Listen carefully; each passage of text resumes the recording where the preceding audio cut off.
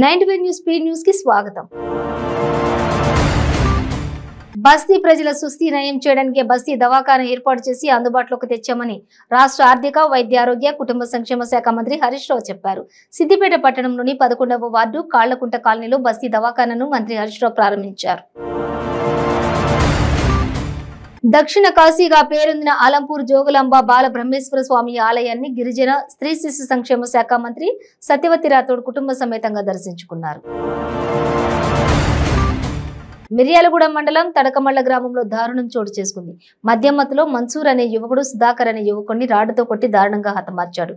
ఘటనపై కేసు నమోదు చేసి దర్యాప్తు చేపట్టారు పోలీసులు. గృహ నిర్మాణ శాఖపై తాడేపల్లిలోని తన క్యాంపు కార్యాలయంలో ముఖ్యమంత్రి వైఎస్ జగన్మోహన్ రెడ్డి సమీక్ష నిర్వహించారు. రాష్ట్ర వ్యాప్తంగా హౌసింగ్ ప్రగతిని అధికారులు వివరించారు. ఇళ్ల నిర్మాణం వేగంగా సాగుతోందని తెలిపారు. ఏలూరులో దీక్ష చేస్తున్న మాజీ మంత్రి చేగొండి హరహర జోగయ్య తన దీక్షను విరమించారు.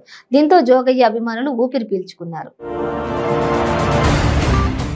చంద్రబాబు 40 ఏళ్ల ఇండస్ట్రీ అని చెప్పుకుంటూ ఇప్పటికీ 3 ఘటనల్లో 40 మంది ప్రాణాలు పొట్టన పెట్టుకున్నారని డ్రోన్ కెమెరాల షాట్ల కోసం సందులో సభలు పెట్టి ప్రజల ప్రాణాలతో చెలగాటమాడుతూ నీతిమాలిన రాజకీయాలు చేస్తున్నారని మంత్రి ఆర్కే రోజా విమర్శించారు. బాపట్ల జిల్లా కొల్లూరు మండలం పరిధిలోని చినపులిపర్రు గ్రామంలో గుడిపల్లి లక్ష్మీ విలాసం అనే వృద్ధురాలిని హత్య చేశారు. వృద్ధురాలి దగ్గరున్న పెన్షన్ డబ్బుల కోసం అదే గ్రామానికి చెందిన 3 యువకులు హత్య చేశారని అనుమానం వ్యక్తం చేశారు. కాకినాడ ఏటిముగ్గ ప్రాంతంలో బోటు దగ్ధమైంది. వెల్డింగ్ చేస్తుండగా ప్రమాదం జరిగింది. సంఘటనా స్థలికి చేరుకున్న అగ్నిమాపక సిబ్బంది మంటల అదుపులోకి తీసుకొచ్చారు. ప్రకాశం జిల్లా తర్లుపాడు మండలం బుడ్డపల్లిలోని 12 అడుగుల కొండ చిలువ కనిపించడంతో గ్రామస్తులు భయభ్రాంతులకు గురయ్యారు. సమాచారం అందుకున్న స్నేక్ క్యాచర్ సంఘటనా స్థలానికి చేరుకుని చాకచక్యంగా కొండ చిలువను పట్టుకోవడంతో గ్రామస్తులు ఊపిరి పీల్చుకున్నారు. ధాన్యం కొనుగోలు చేయాలని డిమాండ్ చేస్తూ పామరు నియోజకవర్గంలో రైతులు ఆందోళనకు దిగారు. కొత్తపెద్ద మద్దాలి వద్ద రోడ్డుపై బైఠాయించి రోడ్డుకు అడ్డంగా ట్రాక్టర్ పెట్టి నిరసన చేపట్టారు. హైదరాబాద్ మెట్రో ఉద్యోగులు సమ్మెకు దిగడంతో నేడు ప్రయాణికులు ఇబ్బందులు ఎదుర్కొంటున్నారు. రెడ్ లైన్ మియాపూర్ నుంచి ఎల్బీ నగర్ వరకు మెట్రో స్టేషన్లలో టికెట్ల వ్యవస్థ పూర్తిగా స్తంభించింది.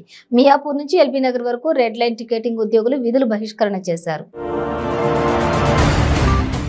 యాదాద్రి భువనగిరి జిల్లాలో ప్రేమ జంట ఆత్మహత్యాయత్నం చేసింది. ఆ అమ్మాయిని కిడ్నాప్ చేశారని తల్లిదండ్రులు ఇచ్చిన ఫిర్యాదు మేరకు వలిగొండ పోలీసులు కేసు నమోదు చేశారు. భద్రాద్రి కొత్తగూడెం జిల్లా లక్ష్మీదేవిపల్లి మండలం రేగళ్ల క్రాస్ దగ్గర ఈ తెల్లవారుజామున రోడ్డు ప్రమాదం జరిగింది. అతివేగంగా వస్తున్న బైక్ డివైడర్ ను ఢీకొంది. ఈ ఘటనలో 2 అక్కడికక్కడే మృతి చెందారు. కృష్ణా జిల్లా మచిలీపట్నంలో రోడ్డు ప్రమాదం జరిగింది. ఓ ప్రైవేట్ స్కూల్ బస్సు టైర్ కింద పడి క్లీనర్ ప్రాణాలు కోల్పోయాడు. గూడూరు మండలం ముక్కోలు సమీపంలో గురుజేపల్లి వద్ద ఈ సంఘటన చోటు చేసుకుంది. డ్రైవర్ నిర్లక్ష్యంతోనే క్లీనర్ మృతి చెందాడంటూ మృతుని బంధువులు ఆరోపిస్తున్నారు. పొంగనూరు నియోజకవర్గం సోమల మండల కేంద్రంలోని పశు వైద్యశాల వద్ద 2 ద్విచక్ర వాహనాలు ఢీకొన్నాయి. ఈ ఘటనలో 2కి గాయాలయ్యాయి. ఒకరి పరిస్థితి విషమంగా ఉండటంతో సోమల ప్రభుత్వ ఆసుపత్రికి తరలించారు. ఆంధ్రప్రదేశ్ బీజేపీ తొలి అధ్యక్షులు స్వర్గీయ పివి చలపతిరావు అంతిమయాత్రలో బీజేపీ రాష్ట్ర అధ్యక్షులు సోము వీర్రాజు పాల్గొన్నారు. పివి చలపతిరావు భౌతిక కాయంపై బీజేపీ పతాకాన్ని ఉంచిన సోము వీర్రాజు ఆయనకు నివాళి అర్పించారు.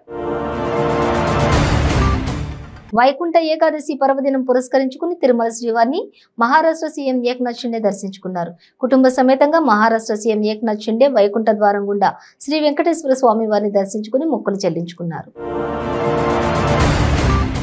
తిరుమల శ్రీవారి ఆలయంలో విశేషమైన వైకుంఠ ఏకాదశిని పురస్కరించుకుని స్వర్ణ రథోత్సవం వేడుకగా జరిగింది.